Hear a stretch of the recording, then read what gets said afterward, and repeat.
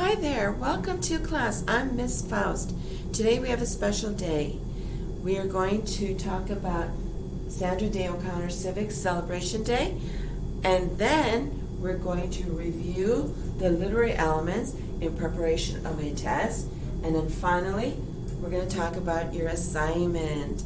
So if you could, please get out a sheet of paper in order to take some notes on Sandra Day O'Connor, and you might want to take out your paper with the definitions of the literary terms so that you can compare your definitions with mine in case you look at yours and you go, wow, it has 15 words. She only has 2. Erase it and write my definitions. You may want to do that. Okay? All right, let's get started. Let's talk about Sandra Day O'Connor's Civics Celebration Day. It is her special day. Who is Sandra Day O'Connor? That is a good question. Thank you for asking that. Let's find out a little bit about her. Yes, she is a woman who studied law, had many positions that had to do with law, such as being an attorney, and then finally, she was the first woman appointed to the U.S. Supreme Court. And that was an accomplishment because up to that point, only men were appointed to be justices. Okay? So that's truly an accomplishment. She broke that barrier for the women in a sense. So in 1981, that is when she was appointed by President Reagan. And then she served 24 years as a Supreme Court justice. Okay? Now, since her retirement in 2006, oh, by the way, she was in her 70s when she retired because she was born in 1930 and she's still alive, 90 today, yes, okay. But since her retirement in 2006, she has devoted her time to advocate for civics education. That's another thing we need to talk about. The other word for civics is government. In the olden days, we had government classes. Now we have civics classes. Okay, so she supported, how shall we say, educators in their interest in teaching children all about the government, whether it was about the U.S. Constitution, the Declaration of Independence, about voting. When do we vote? How do we vote? Why do we vote? Okay, what are the political parties here in the United States? How many justices are there on the Supreme Court? Okay, she was very much in educating children about those items. She felt it was very important that children know about their government. So yes, in K through 12 schools, that is where we start learning about that. Okay? All there is to know about the government, all facets. Okay, so she supported that.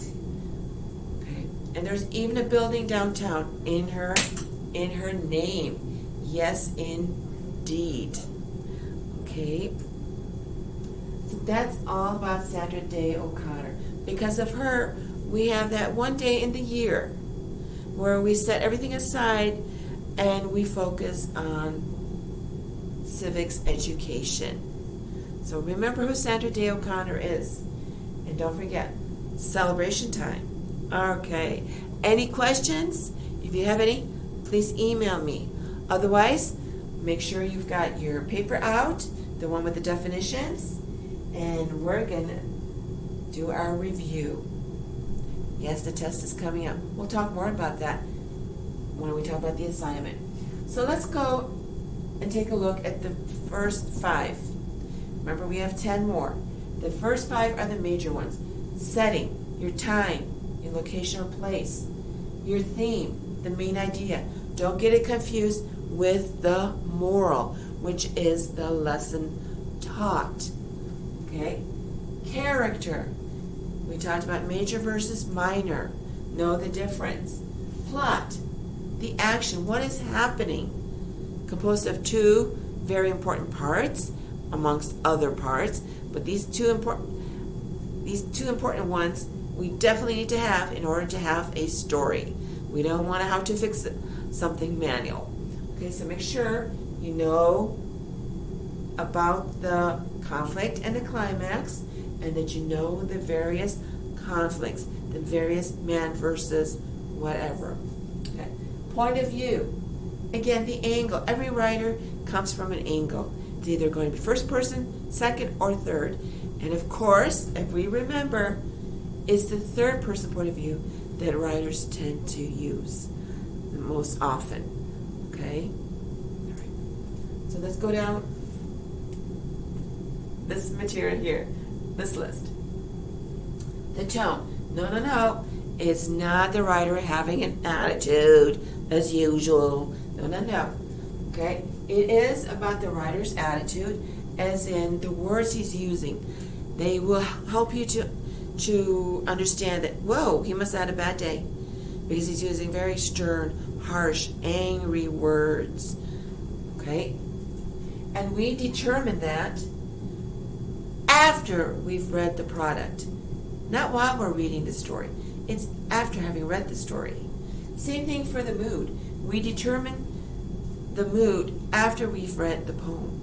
And that is about the reader, you the reader. It's your emotion. How do you feel after having read this poem? You might say, well, I feel great. It makes me really want to go out and do fun stuff today, such as celebrate Sandra Day, O'Connor Day. Okay? All right. Then we have irony, and it is a contradiction. And we have three kinds.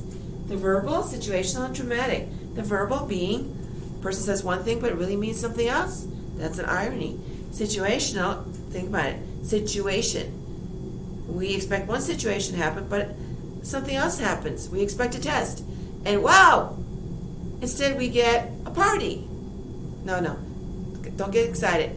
We are having a test. Dramatic. No, not the drama that you might get in places. Oh my, they're getting together. No. It has to do with the plays. Shakespeare's great with this. It has to do with you, the audience. Oh, telephone. You, the audience, know something that I, the character, don't. That's dramatic. Please make sure that you are taking some notes here. Make changes, add materials, such as contradictions, definitions. Okay, so that's dramatic. Audience knows something, the character does not. Shakespeare is great on that. He uses plenty of irony, especially dramatic. Romeo and Juliet, I always use that one. At the end, does Romeo, poor Romeo, does he know that Juliet isn't dead? No, he does not. But do you, as the audience, know? Yes, indeed, you do. Unfortunately, since he doesn't, we have a tragic ending, don't we? Okay. Foreshadowing, clues, hints. Writers love to do that. You get a good thriller, maybe a Tom Clancy book. Okay? You get suspense, mystery. You might get a Stephen King book. And there's all these little hints. You're going, ooh, he's up to something. It's not good. It's not good. Something is going to happen. Okay? That's what we mean with foreshadowing. We have those little clues and hints that something good could happen, something bad. Okay? Allusion, references. Not illusion, allusion. Yes, they are references. And writers love to use allusions because it's great. It's great detail. It is truly great detail. And it comes in three forms: biblical, historical, mythological. So with the biblical, quite often a writer will make a reference to Genesis in the Bible. Okay? Historical. You might see a writer who makes a reference to something that happened during World War II. Okay? And your mythological. Yes, we have Greek and Roman myths. We also have the Celtic. So if you can see that, Celtic otherworlds. We have Celtic gods and goddesses and worlds. So, just an example. Hope you can see that. Okay? So, yes, your writer might make a reference to something that happened to the Celtic gods, for example, or to Zeus, or to Apollo. Okay? That's allusion. And it's great detail. There is more negative. Have you thought of it? Yes, you, the reader, need to be up to speed, so to speak, with biblical, historical, and mythological references. As in, be good in the Bible, know your history, and also know your mythology. Okay, that could be the negative. And because if you're not, that detail is going to go right past you. Okay? Otherwise, it's great detail. Okay? Imagery. Visual pictures in the mind is in the mind. Okay? And we're talking the wording in reference to your senses. We have more than one sense. So if someone wants you to describe an orange, please don't just talk about the way it looks. That's great. But how does it taste? How does it smell? Can you hear it? Can you touch it? The more senses you use, and now we're doing poetry references, more, imageries and down. Okay? The more senses you use, the more exciting your writing will be. The more images the person will have to work with. Okay? Symbolism, representation. One thing stands for another. Example, you can see the flag, at least a portion of it. Its representation is, depending on the person, for some it could be the bloodshed for this country. Others is freedom. 13 colonies. It's going to be different for each and every one of us. Okay? We all come from different places in life. We have different experiences. Based quite often on emotion versus some symbolism that is universal. No matter where you go in this world, it'll have the same meaning. You're a stoplight. It's red. You go to England, it's going to be red, and you better go, stop. Go to Canada, stop. No matter where you go, it means stop. Symbolism, again, representation is the best way to think of it. One word is enough. Personification, an inanimate, in other words, it's not human. Object is given human qualities. Yes, I am pounding on that book. Ouch! Oh my gosh. It's an inanimate object, and it just screamed in pain. I gave it a quality, a human quality. Namely, it's able to scream in pain. Simile versus metaphor. Your simile is a matter of comparing two objects. Nothing alike. Nope, nothing at all. Using like or as. Example, I always like to use. My cheeks are as red as a rose. I'm not talking about mine. I'm just saying general. Okay.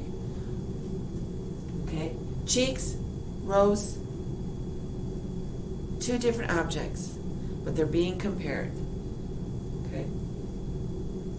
Versus your metaphor, comparing two unlike objects that have a similarity or even more, but you're not using like or as. It's like a math problem. A equals B. Okay. The man is a deer. D-E-E-R. Deer get afraid and they run when you come up from behind, up behind them. And they just go, run. And if the man is busy reading a book, and all of a sudden you go, Jimmy, he might just go, what? And, okay, man equals deer. A equals B. And note the use of is. And there could be the use of are. So A is B. Look at it like that. Okay, any questions? Send them to me if you have any. Okay, here's your assignment, 2-part. Prepare for test over the literary elements. The test is next class period. Be prepared. It won't be that hard, but it will include these 10. So make sure what you've got is what I have. I know a lot of you had definitions that were, so long. You might go, well, I like the word clues and hints. That's much nicer than 7, 8. Okay? So be ready for the test. And today, it's due today. I need you to continue with your essay. We have paragraph 1 done. We're moving along.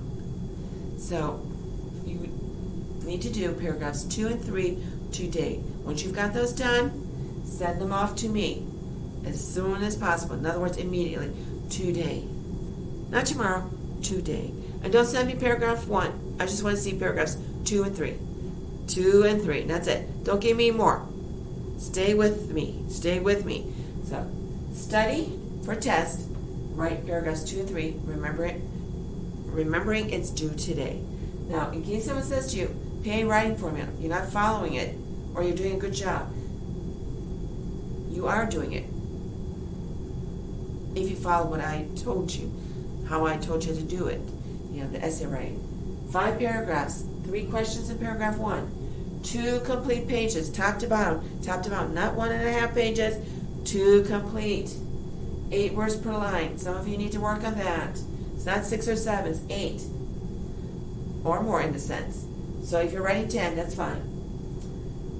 Don't write 16, 17. Quote and I agree in the conclusion. Only 3 sentences in the conclusion. Don't do more.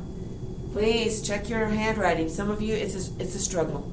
It's really a struggle to read your handwriting. So please make sure that it's nice and neat.